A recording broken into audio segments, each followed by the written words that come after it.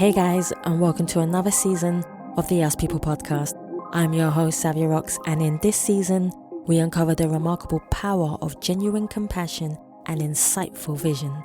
This season, we're here to show the world that we, as individuals, are the brand, regardless of misconceptions.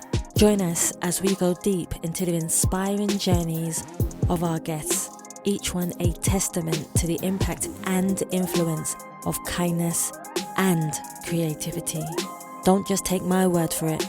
Hear their stories, feel their passion, and discover the transformative potential within us all. So stay tuned as we shine a light on the truths that connects us and inspires change.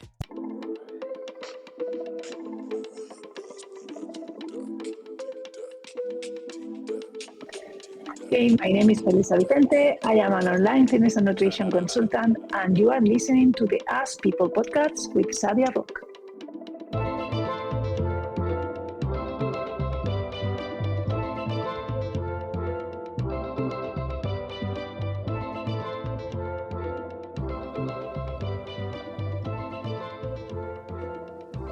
Hey guys, and welcome to another episode of the Us People podcast. I'm your host, Savia Rocks, and today I am humbled to have Felisa here with me, who is an online fitness and nutrition consultant. Felisa, I want to thank you so much for taking your time to come on the Us People podcast. How are you? I'm good, thank you. Thank you, Savia, for inviting me. You are more than It's welcome. a pleasure to be here. You're more than welcome. I'm so happy to have you. So, Felisa, I want to please, my first question for you is, could you kindly tell us about yourself, where you grew up, and how that influenced you to be the person who you are today? Yeah, sure. I'm Felisa Vicente. I'm from Spain, Southeast. I'm nearly 45 years old, and I grew up in a very big family. And number 6 of 8 kids. Wow. Same mom, same dad. And when I grew up, I was very tall for my age. So basically, when I was 10, I looked like my sister who was 16. Wow. Yeah. So at the age of 12, I was already with my body that I am today. So I had to start taking care of me and my body since I was very young, because I could easily put weight when I was a child. Mm-hmm. I grew up and developed very fast, and I've never been fat, but I could get bigger. Yeah, of course. Or wider. I never been small also. So yeah, I grew up really, really, like, I was the tallest in my class. My best friend was like below my shoulder. And I was always very clumsy. I couldn't control my body. So I started doing ballet at the age of 4, and I was the worst in my class. And Aww. I ended up being like dance teacher. And so when I was 12, I started going to aerobic classes with my mom. Yes. And then I started like enjoying doing exercise. So I started practicing 4-6 hours a day. I was in summer, especially. I was running here and there, skating, cycling, swimming. Like I was like, I wanted to train everyone. So my friend used to come with me and say, okay, now if we go with you, we're going to make sure like we're going to do any exercise. So they just joined me for everything. And when I was about 16, I started doing aerobic marathons, like international convention and I look very tall, so I was allowed everywhere. I look older for my age. Yes. So I saw the teachers, and there was like a magazine with the clothes, like sport clothes, that like specific for aerobic classes or something at that time.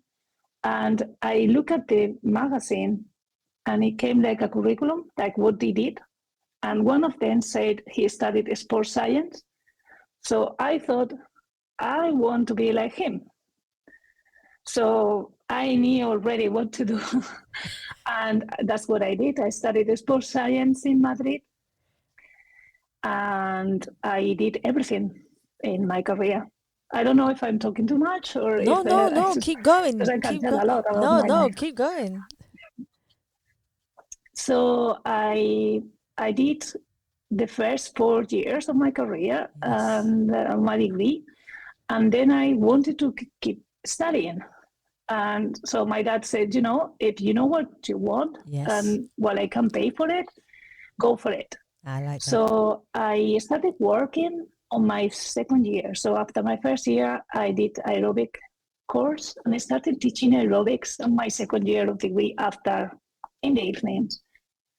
And then I just did everything that was offering the university. So I finished my degree with 2 specialties. So I did another course doing the other 2. I specialized in gymnastics. And then when I finished, I started doing a master's in physical activity and health. Yes.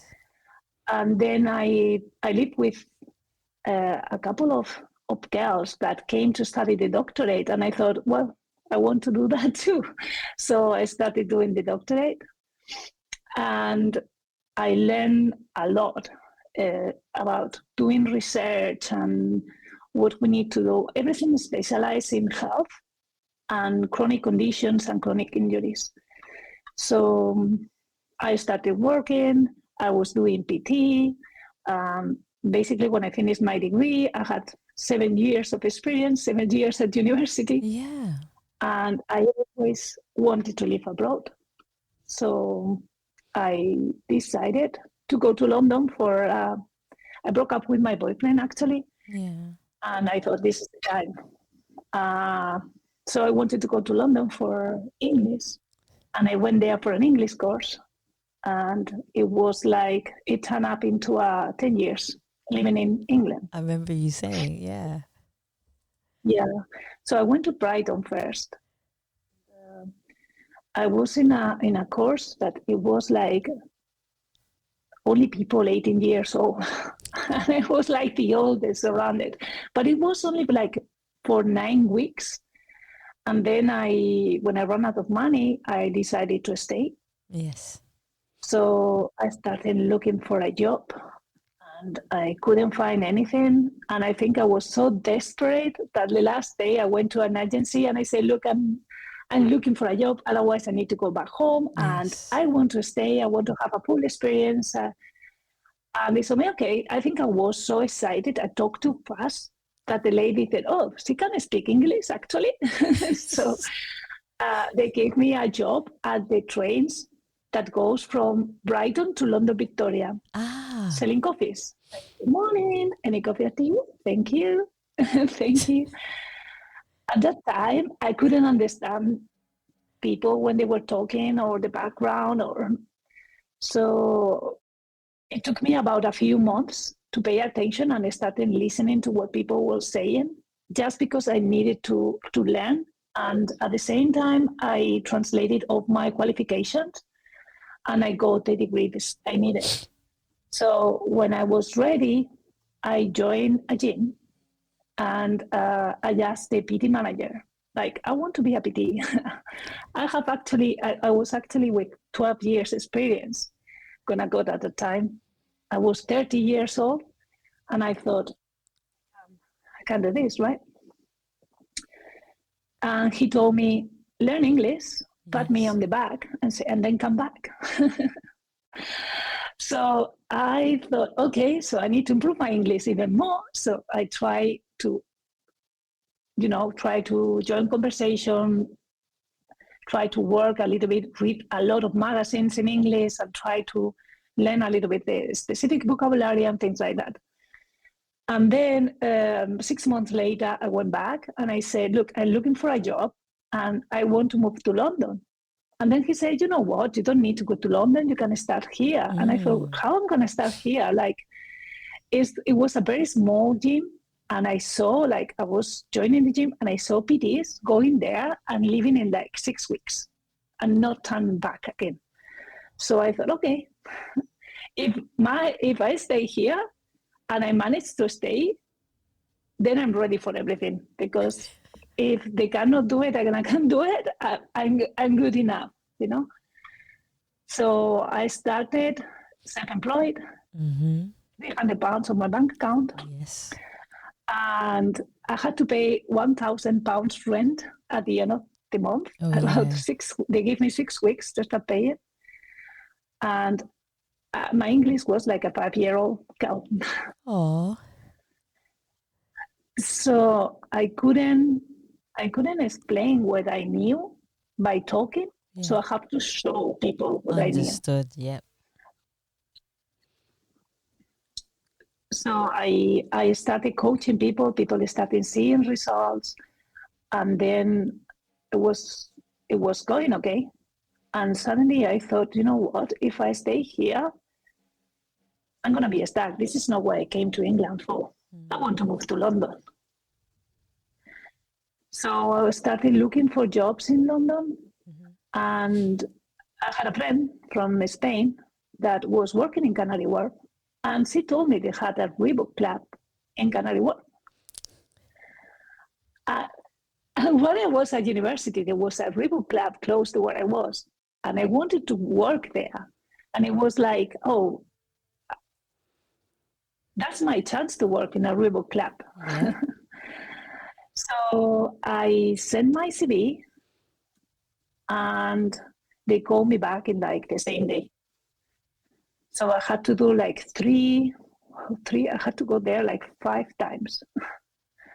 Like 5 times in like 3 different weeks and do like 3 tests. And so I got in, and I thought, when I was there, I thought, this is where I'm gonna be. Like, I felt like a second home for me already staying there. I have the feeling that I was going to spend a lot of time in the gym. And I actually did. 14 hours a day for 7-8 years nearly. Wow. And yeah, I was fully booked nearly always. Like, I think it took me, I think because I came from a very small gym, I have to find clients. I was talking with everyone. I was trying to find out who was training with which, and without pushing people, trying to learn. I was very proactive, I will say. Yes. And maybe there was such a huge gym, like maybe I was the only one that was very proactive because I came from that environment. Yes. That I managed to get clients very quickly. And also, I needed to survive. I needed to pay a room in London. Everything was like, I need at least at the end of the month to pay my rent. Otherwise, I'm not good. So I have to push myself all the time until I managed to be like the top 3 trainers, even without trying it, for like 7 years constantly. I was between the three trainers that were doing more sessions, and I was not even trying at the end because I started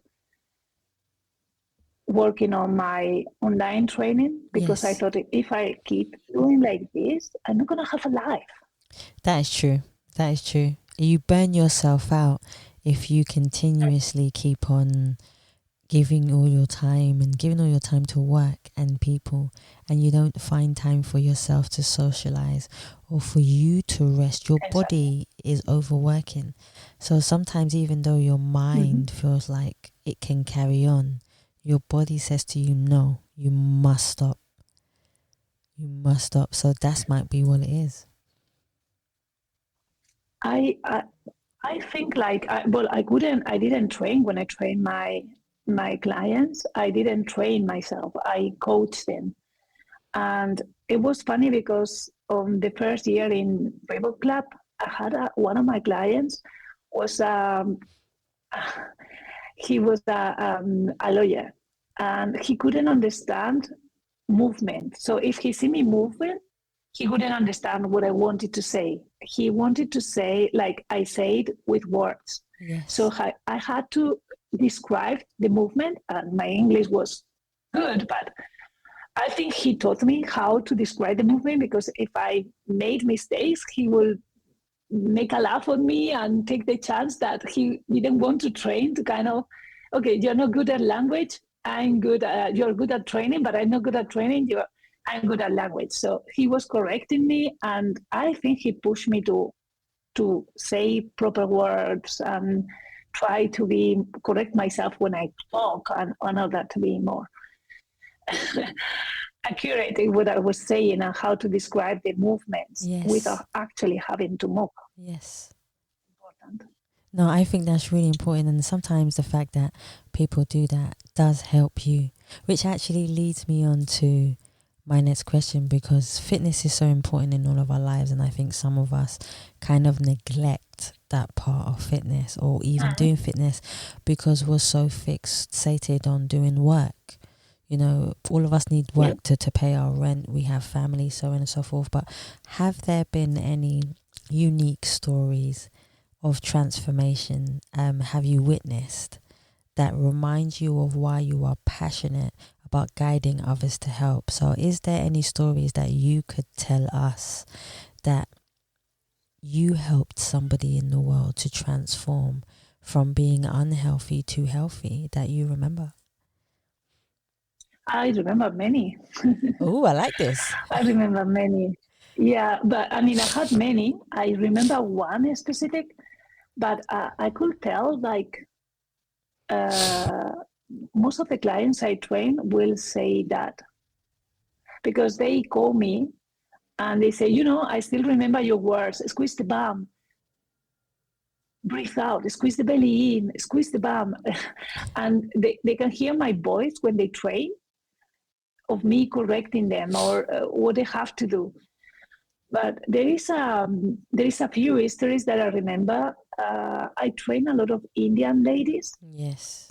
During the first year in Canary Wharf, and one of them, she wanted to lose weight, and she never trained before. And I taught her how to eat by following and creating good habits.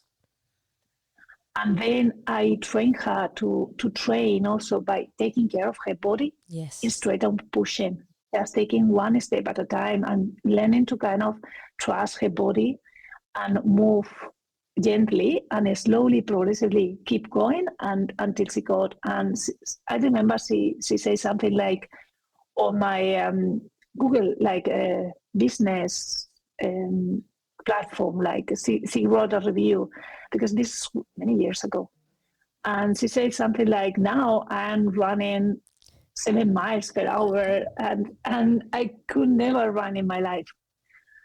I remember another lady, now she lives in New York, and she was training. She was doing a lot of yoga classes, but she could never feel her body, or she was scared of doing weights. And I actually made her like doing weights, and she does now train heavy weights, and she does yoga to relax, but she mainly do weights. I remember it's all, my training is all about lifestyle and taking care of your body, and learn to listen to your body and connect with it. Yeah. So once you know that, it's very difficult to disconnect, because you have experienced the connection. You're just always seeking it. It's not about being perfect or doing perfect things. I don't believe that we need to train hard every day. Yes. I just think that we need to adapt to how we feel that day and do our best, because our bodies doesn't need always to train hard. That's true. Sometimes it needs to calm down. Sometimes it needs just to connect. Sometimes it needs to take care of it. But you will always benefit from it. I know that our bodies are different when it comes to eating foods, and I think food is one of the most important things in keeping healthy. And I know that a lot of people, especially when it comes to finance, even you are in it in one point of your life where we might not have a lot of finance, but still trying to be healthy is a fundamental part of just staying alive. When it comes to nutrition, how can we as human beings try to stay as healthy as possible even when we are on a small budget? Yeah. Well, we need to prioritize nutrition. That's the main thing. Yeah. I don't know if I mentioned this, just like to make sure, like to make it clear. I don't come from a poor family. Yes. I come from a wealthy family. Yes. So when I moved to London, I went with my savings that I have. Like, understood. I have with my savings that I earn myself. Yes. Put it that way. Yeah. So I ran out of money, but in Spain, I had money. But for me, that doesn't exist because it's the money that my parents put in a bank account when I was a child Yes. for me to kind of have something for the future. But I didn't count with that. For me, that doesn't exist. Yes. I don't know if that makes sense. No, it makes complete sense. But for people, how do you feel if they don't necessarily have money, for example? How do you feel that you can help them to still use the amount of money that they have to still be, how can I say, to still be healthy in what they have, to be able to survive and still have a nice body, do fitness like you do yourself, to just continuously be healthy? Because like we said, the food we eat nourishes our body in different ways. So it is very important to choose the right foods for our body. And I know that every single person in the world's body will be different depending on the food that they eat. But when it comes to you writing a personal nutrition scheme for a person, what are some of the guidances that you tell them so that they can eat healthy? Yeah. Well, focus on nutrition. Yes. Like raw ingredients. Okay. Basically, don't buy anything that comes in a packet. It may be cheaper if you look at it, but in fact, it's not cheaper because first, it doesn't give you any nutrition value, and you have to eat more of it. So you end up eating more with less nutritional value. That's true. And if you buy the fresh ingredients, I think it's cheaper.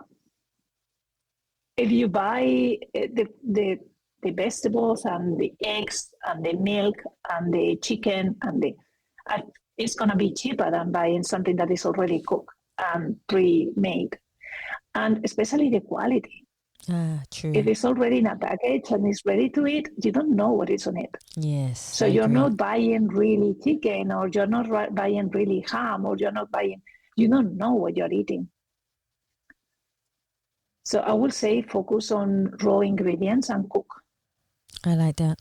I really do like that aspect of things.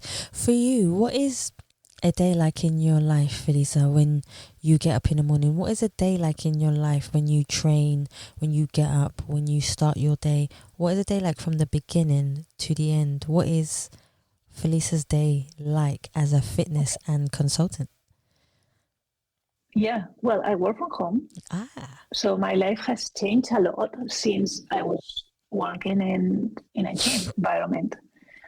So I get up, I have breakfast, and then I try to get out and go for a little walk. It's basically go around the corner and just get around, get some sunlight, and come back. Because it's not very good to have breakfast and sit down. Yes. It's not good for digestion. It's not good the way the sugar levels goes into your bloodstream. It's not good for you. So I just get out, get some sunlight, go for a walk, prepare my day in my mind. So I get up normally around 6:30 or 7 a.m. And it takes me like half an hour to have breakfast and go for the walk. So in half an hour, I'm ready. I sit down and I start working. I try to cook from scratch always. And there is 2 days a week that I go to see my horse. I have a horse. And that was the reason why I came back actually from England, that I moved back to Spain. And And then I go to my parents, and those 2 days I eat there and I work from there. The rest of the week I work from home and I cook my own meal. My boyfriend also loves nutrition. He knows a lot about nutrition too, and he eats very good. Like, I thought I was eating good until I met him, literally. Like, he's like, it's like I learned so much from him that I can't even imagine. Like, I thought I knew a lot, but he knows a lot. So it's we eat very, very well. And then I work. After lunch, I always get up and go for a walk. I can't sit straight away because of the same. It's not good for my digestion. Yes. And I have get my body so used to it that it's like I have like a little nerve or something that makes me move after lunch. Yes. And when I go for walks, I normally have to listen to something or listen to a podcast or audiobooks. I'm very good at listening to audiobooks. Or I try to work on something that I'm working on Yes. in my head or preparing for something. So I take my time and use it different ways. I'm lucky enough, I live by the seaside, so I go for a walk on the beach. And I live in Southeast Spain, Southeast, so it's nearly nice all year round. So that's kind of disconnecting at the same time and have a little bit of fresh air. And then I sit down, I keep working, and then I do the same in the evening. And I train twice a week, basically a strength. I don't have time for more, but when I go to my parents, I have a gym there that I set myself. Yes. And I do the training there. Yes. So I make it like a meeting, like I put it on the diary. So I commit to train twice a week without any excuse. Half an hour, 45 minutes, 15 minutes, whatever I have, but I do it. And that is what has given me structure and consistency. And the other days, I walk a lot or I run if I feel like running, but I used to run a lot. I don't run anymore.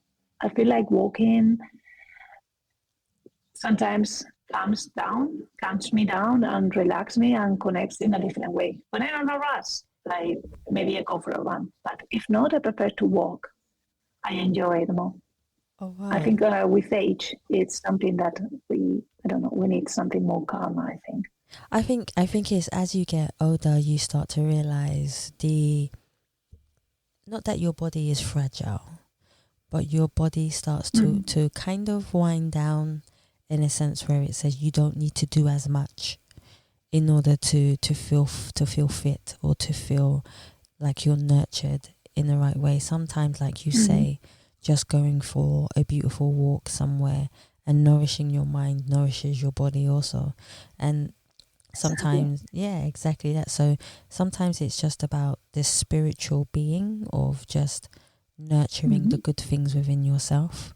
And that also helps your mind, because mental health, as we all talk about, plays a massive part in our fitness also. You can have a really good body, but if you don't, you can have a really good body, but if you don't have a good mind with the body, it doesn't connect. Yeah. So it's very fundamentally important for you to try to strive in life to have both when you can. Exactly. Talking about that, I also have a coach for that. Okay. So fitness part, I don't need help. I am the one to help. But I think, as you said, it's very important to have help in other aspects. We need to kind of thrive and be better to ourselves. And for me, having a therapist is giving me so many emotional tools that I feel it's like a secret weapon for me. It's like whenever I need to navigate some new situation or something is causing me some pressure or I don't know how to handle it, they give me the tools to kind of pass it, and just it's kind of having a mirror, but that mirror knows you so well that knows exactly what you need.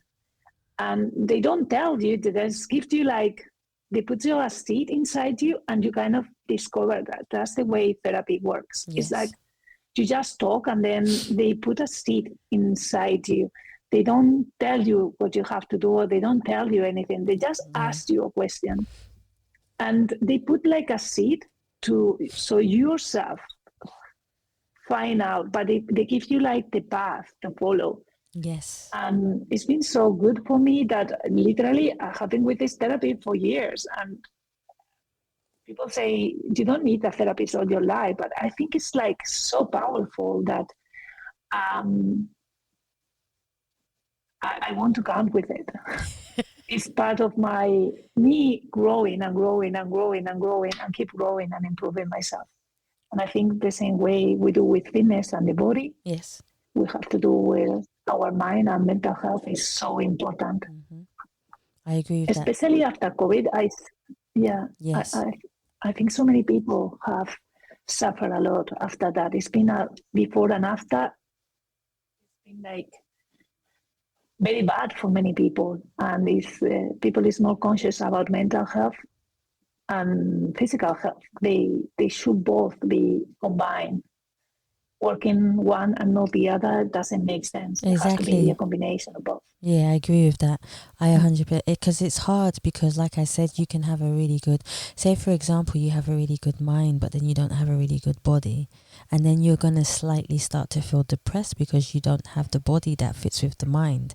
And it's the same with the body. You might have a really good body, but you have so much trauma in your mind that, again, you're not connecting. So sometimes in life, and another thing is the people that you have around you that play a massive part in your life. If those people are not saying good things in positivity and in kindness and in compassion to help you be the person that you want to be, you won't be happy. You won't feel fulfilled. You won't find peace. And these are the things. And nutrition is not just in fitness. Nutrition is in so many other things, Felisa. I'm sure you know this, and it's really, really good that we speak about this and we help people to understand this so that they know you don't have to be perfect. There is no perfect person. We find perfection in imperfections in people because we love them. That's it.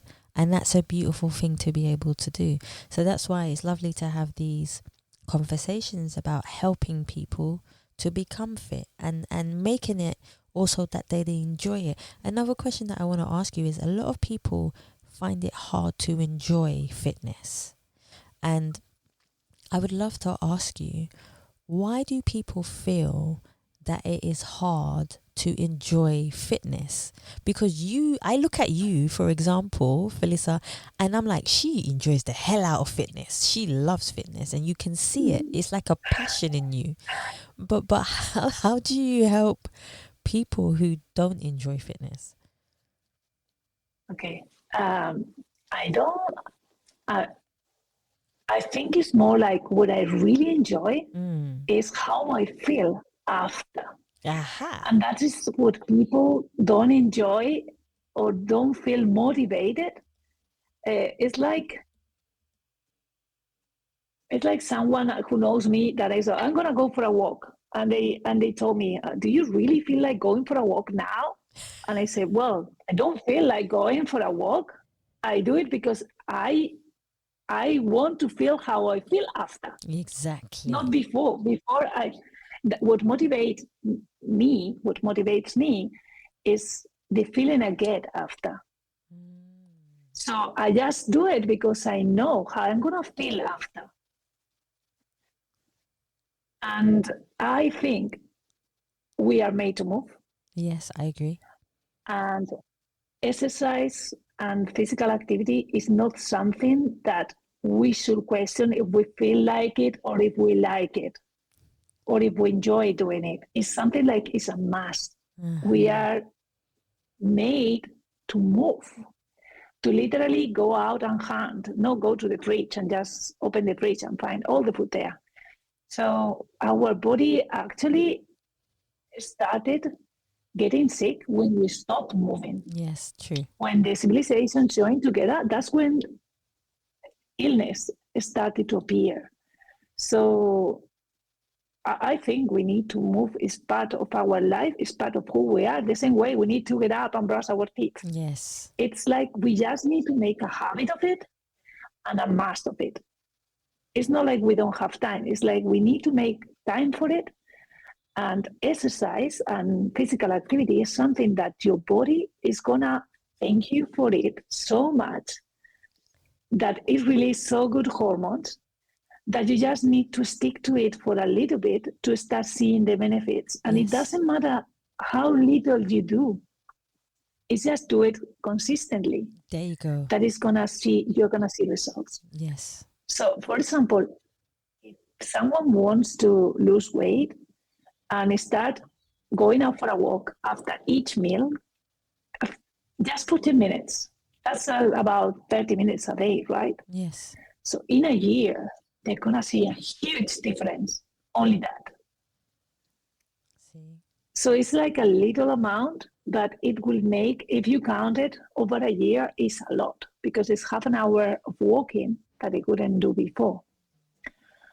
And a lot of things will happen after that because when you start taking care of your body and you start moving, it's like getting into a train. Mm-hmm. Everything else starts changing. Yes. When you start training, you start looking what you eat, looking what you think. It's about you start looking for balance in everything because you are connecting with your body. Because when we exercise, we breathe and we start feeling like if we have any pain or so it's like that internal connection with the body makes you, and the hormone that it releases is kind of motivates you to start doing a little bit more. So taking care of yourself more or going to bed earlier. It's like a self-care kind of train that when you jump in, you just follow it. I know that people also love music, and I know that music plays a big part in fitness.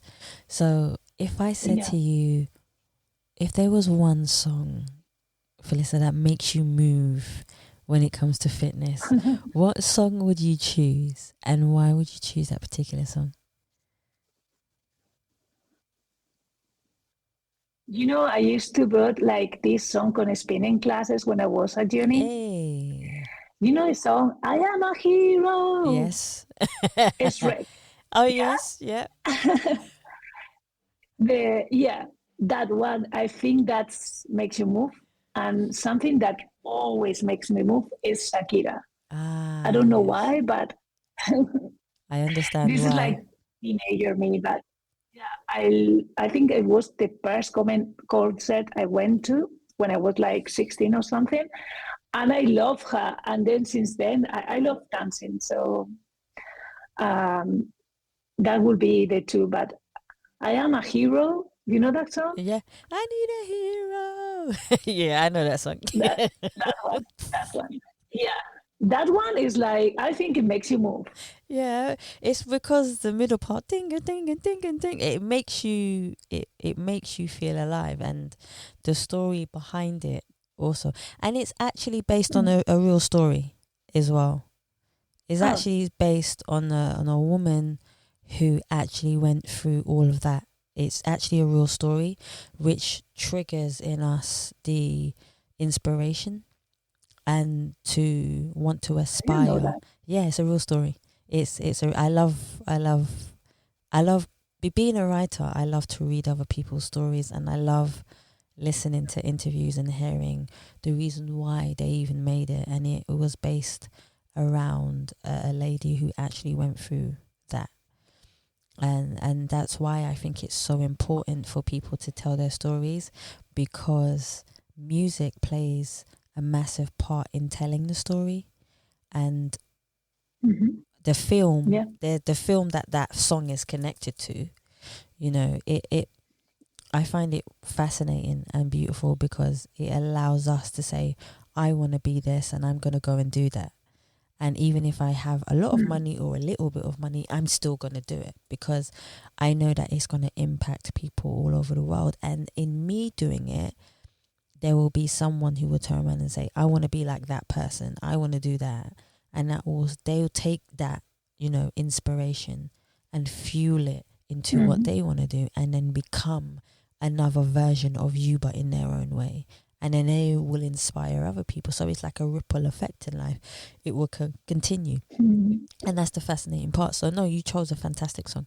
You chose an absolutely fantastic song. So my next question for you is, a lot of people in life get judged.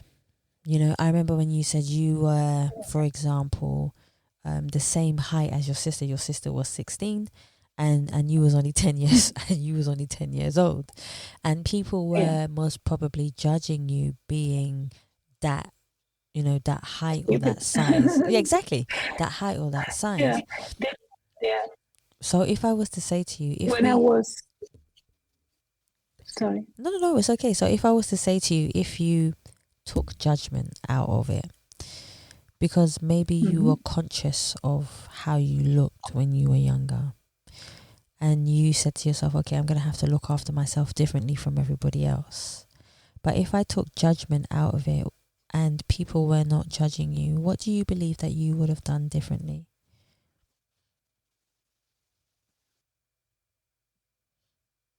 I don't understand the question really. What would I have done So differently? people judge people all the time based upon how they look and who they are as a person.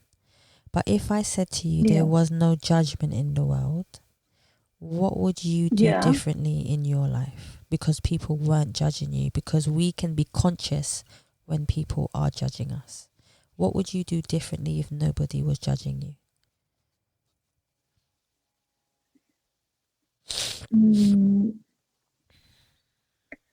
I think I was the one, maybe.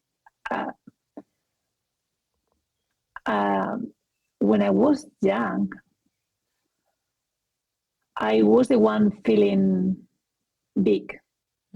People didn't judge me for it. They thought it was great. They wanted to be like me. Okay. So I would say the judgment came from feeling big myself, like feeling like, because I was like, maybe it came, it's complicated, this one. When I was younger, than if I told you when I was 10, I would look like my sister, I was 16. Yes. But when I was maybe 5, I will look like if I were 8. So people will think that I couldn't, or when I was 3, I would look like I was 6. So people will think that I was like stupid, or I didn't answer well, or they look at me like, why this guy is behaving like this. They didn't know that I was just younger than I expected. But I don't know if it's what I will do different. I think I will be more who I am from the beginning. I think I have to fight all that and become the person I am today by working on it, working on my own thoughts. And my therapist says something about self-confidence, that he says it comes from achieving things. So when you pursue something and you achieve it, you become more confident with yourself. So I think if I didn't have that, I will probably go for it and be less scared from the beginning and achieve more things. So I will become sooner who I am today. Understood. That's what I will say. I love that. I don't know if that makes sense. No, it makes 100% sense. So I've only kindly got one more for you, because I would love for people to be able to connect with you. And if anybody would like to understand about nutrition, your consulting, just fitness within itself, where can people find you on your social medias? LinkedIn. Yeah, LinkedIn, Instagram, Facebook, TikTok, but I don't use it much. Even YouTube, I have a lot of videos on YouTube. Even the exercises, I have a lot of videos of exercises on YouTube. Yeah, basically. Awesome. So I think social media. Yes. Yeah, just add Felisa Vicente or Movability. Movehavility.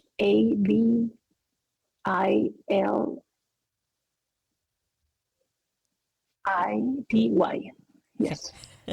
Oh. I think that was hard to spell. No, you've done fantastic. So this is where I say thank you so much for taking your time to come on the podcast with me today. I've enjoyed having a conversation with you. I've enjoyed you being able to educate people in what you do, but also showing people that you can love what you do and stay healthy in mind and in body. So Felisa, thank you so much for coming on the show. It's been a pleasure. You have a beautiful voice. Thank you. It's nice talking to you. Oh, thank you so much. I really enjoy it. Make sure we stay in touch as well, okay? Make sure that too. So definitely. Guys, I want to thank you so much for listening to the Ask People podcast. And please remember, you can subscribe and leave us a review on Spotify, iTunes, Google Play, or any other platform that you prefer listening to.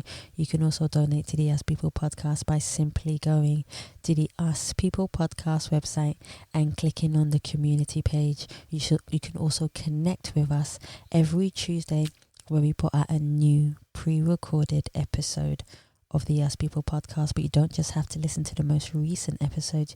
You can go all the way back and find an episode that resonates with you and who you are. You can also listen to us on Wednesdays where we repeat the recording of the Ask People podcast on the radio and Heart Songs Live at 9 p.m. UK time. And this is the most important part, guys. This is where I say thank you for listening. Stay happy, stay positive, and as always from me, please continue to be kind to one another. Take care. Society has made me want to validate me from my illusion that awaits me, from how the people will perceive me. It's my illusion that awaits me. We fight our war with ourselves. Our mental health is silencing us from our health. Social media is taking our time from connecting with each other soul to soul. Why we dance on TikTok, strike a post on Instagram, fight the web on a Twitter feed, link a thing on Snapchat. Why we dance on Pro. I didn't even. That's pro. That's professional. I'm used to teleprompter, you know. I learned, I had a coach. I when I started doing videos, I'm very good at doing videos moving because I've been doing that all my life. Dancing, I used to record myself dancing, but when I have to talk and in English, it was like a mess. So I have a friend who's a photographer, and he told me, you have to correct this. I can't hear you saying that. So he sent me like one of his friends that is like a actress or something, and helped me to talk in front of the camera. She gave me like 2-3 sessions, but actually I thought like I read a lot on YouTube to talk with teleprompter. So I think I got better with practice. And I'm still like this, but I think it will become better. I just need to keep practicing. Why we dance on TikTok? Why we dance on TikTok? Why we dance on TikTok?